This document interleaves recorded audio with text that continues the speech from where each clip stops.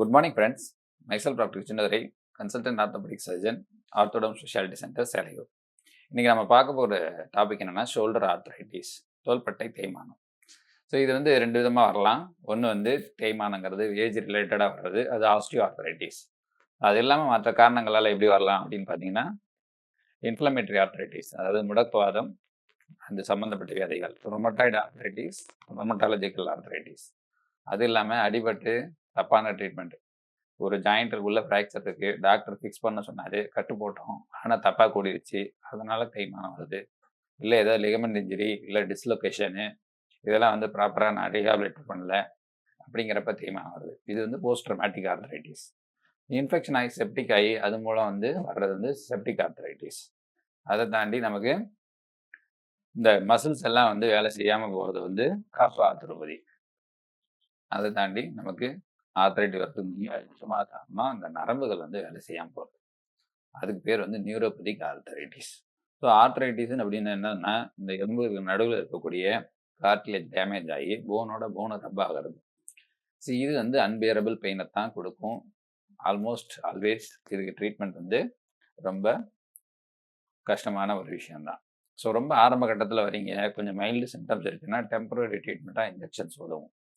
But அதே சமயத்தில் இந்த பால் போர்ஷன் மட்டும் அரிச்சிருக்கு, இந்த கப்பு போன் ஸ்டாக் நல்லா இருக்குது அப்படின்னா இந்த பால் போர்ஷனை மட்டும் ரீப்ளேஸ் பண்ணுறதுக்கு பேர் வந்து ஹெமி ஆர்த்ரோபிளாஸ்டி. அதாவது இந்த பால் போர்ஷனை எடுத்துட்டு நியூவராக வைக்கிறது. அப்போ வந்து இந்த மசில்ஸ் நல்லா இருக்கணும். அதாவது மேலே இருக்கிற ரொட்டேட்டர் கப்பும் சரி, அதுக்கு மேலே இருக்கக்கூடிய எக்ஸ்டர்னல் மசில்ஸும் வலுவாக இருக்குது, போன் ஸ்டாக்கும் நல்லா இருக்குது, கிளினாய்டில் இருக்க அந்த கார்டிலேஜ் நல்லா இருக்குது. ஒன்லி பால் மட்டும்தான் கெட்டு போயிருக்குன்னா நீங்கள் பண்ணக்கூடியது இந்த பாலை மட்டும் சேஞ்ச் பண்ணுறது, அது ஹெமி ஆர்த்ரோபிளாஸ்டி. அது ஹைலி சக்ஸஸ்ஃபுல் சர்ஜரி. செகண்ட் வந்து இந்த பாலும் கெட்டு போச்சு, இந்த கப்பில் இருக்க கார்டிலேஜும் கெட்டு போச்சு. அப்போ மசில்ஸ் நல்லா இருக்குது, எக்ஸ்டர்னலாக இருக்கக்கூடிய டெல்டாய்டு மசில்ஸும் சரி, இன்டர்னலாக இருக்கக்கூடிய ரொட்டேட்டர் கப் மசில்ஸ் சரி நல்லா இருக்குது அப்படின்னா அப்போ பண்ணக்கூடிய சர்ஜரி பேர் வந்து டோட்டல் ஷோல்டர் ஆர்த்ரோபிளாஸ்டி. அப்படின்னு என்ன பண்ணா, இந்த கப் இருக்கிற போர்ஷனையும் க்ளீன் பண்ணி கவர் பண்ணணும், இந்த பால் இருக்கிற போர்ஷனையும் கவர் பண்ணி க்ளீன் பண்ணிவிட்டு சேஞ்ச் பண்ணணும்.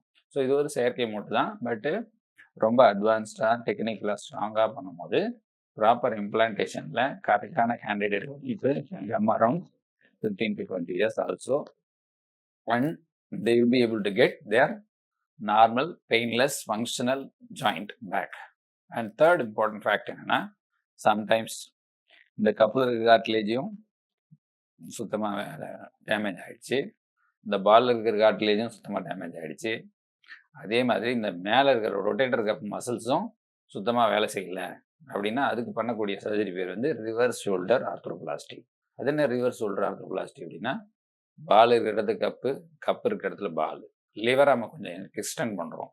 அப்போ எக்ஸ்டெண்ட் பண்ணும்போது என்ன ஆகும்னா, இந்த டெல்டாய்டு லிவராமல் எக்ஸ்டெண்ட் ஆகுது. ஸோ இதன் மூலம் இன்டர்னலாக இருக்க மசிலில் டிபெண்ட் பண்ணாமல் இது வந்து ரிவர்சிபிளாக வேலை செய்கிறதால ஃபங்க்ஷனாலிட்டி வைஸ் ரொம்ப நல்லாவே வேலை செய்யும்.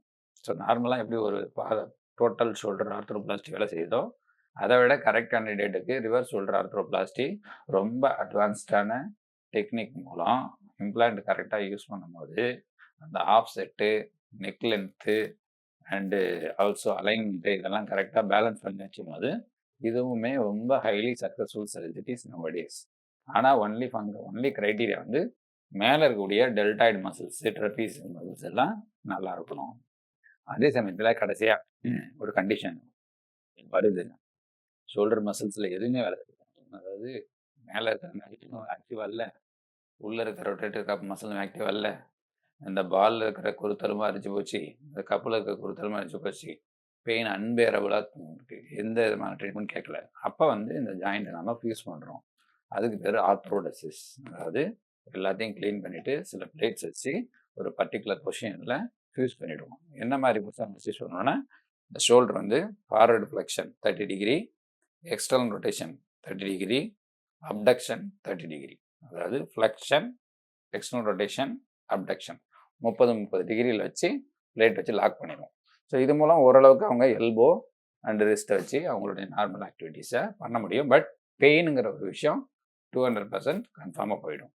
ஸோ இது வரைக்கும் நான் சொன்ன பதிவில் தோள்பட்டையில் தேய்மானம் எதமாக வருது, எப்படி கண்டுபிடிக்கிறது, அதை எப்படி சரி செய்யறது, அதுக்கான ட்ரீட்மெண்ட் ஆப்ஷன்ஸ் என்னன்றது உங்களுக்கு தெளிவாக. இதை பற்றின எந்த சந்தேகம் இருந்தாலும் நீங்கள் கமெண்ட் பாக்ஸில் கேட்கலாம். தோள்பட்டை சம்பந்தமா எந்த பிரச்சனையும் எப்போ இருந்தாலும் உங்களுக்காக உதவி செய்ய நானும் என்னுடைய ஹாஸ்பிட்டல் உதவியாளர்களும் எப்போதும் அவருடன் அன்புடன் காத்திருக்கிறோம். நன்றி, வணக்கம்.